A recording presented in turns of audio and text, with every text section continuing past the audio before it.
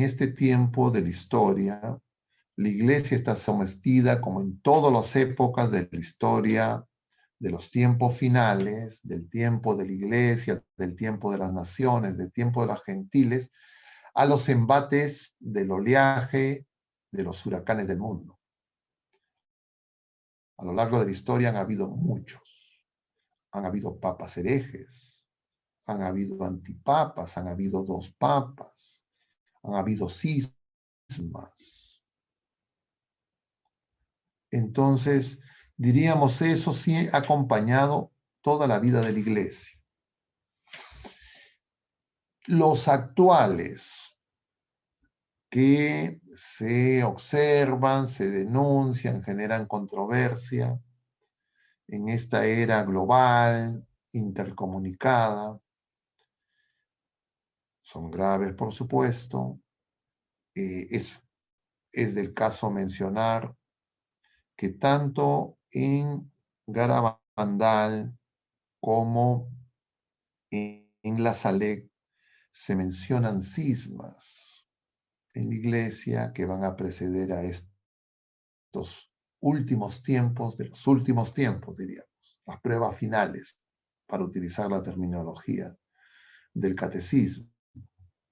Y entonces, por ejemplo, uno podría preguntarse, porque son hechos públicos, si estas, diríamos, celebraciones de la Pachamama, que se produjeron en el contexto del Sínodo de la Amazonía, son la abominación de la desolación. Algunos apuntan a que sí, otros a que no, que es algo mucho más, diríamos, mucho más, tiene que ser algo mucho más flagrante.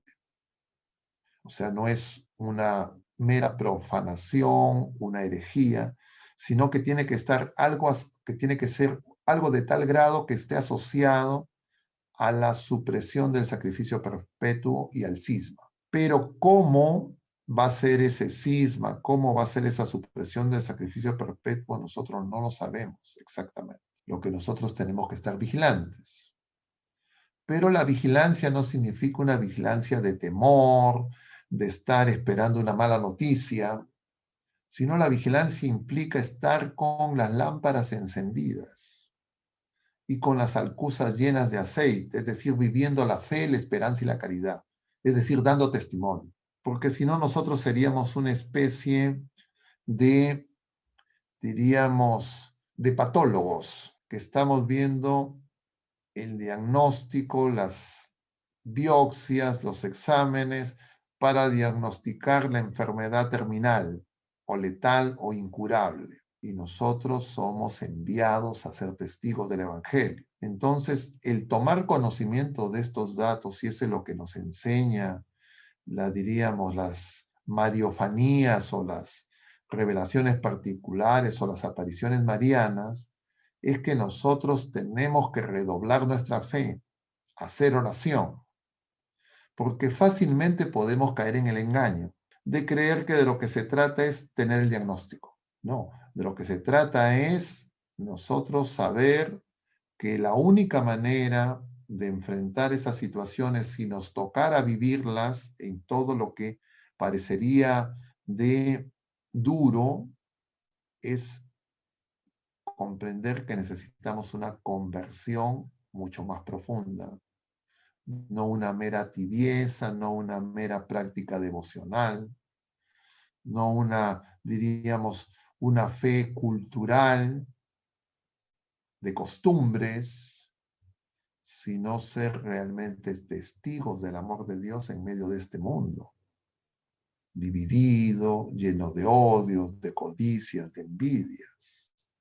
Eso tiene una palabra para nosotros, es decir, desear sinceramente la santidad, es decir, la vocación a la que estamos llamados, y una y otra vez ir al Señor para que nosotros no impidamos que el Señor realice la obra buena que empezó el día de nuestro bautismo.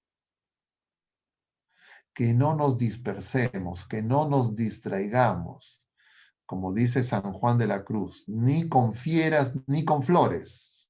Las fieras, es decir, los problemas, las tribulaciones, las dificultades de la vida presente, de este valle de lágrimas, ni con flores, es decir, las seducciones de buscar atajos, prácticas que nos hagan creer que una misericordia malentendida, una misericordia sin verdad, una misericordia sin conversión, una misericordia sin luchar contra el pecado, sin conversión, o creer que algunas prácticas, algunos hábitos, algunas devociones serían suficientes. Toda devoción, toda práctica religiosa es realmente recta si nos lleva a una conversión más sincera para vivir los sacramentos y por antonomasia y por excelencia la Eucaristía. Si no, son falsas devociones, son engaños y son distracciones. Más aún pueden ser, entre comillas, amuletos, muletas, que nos van a confundir y dispersar.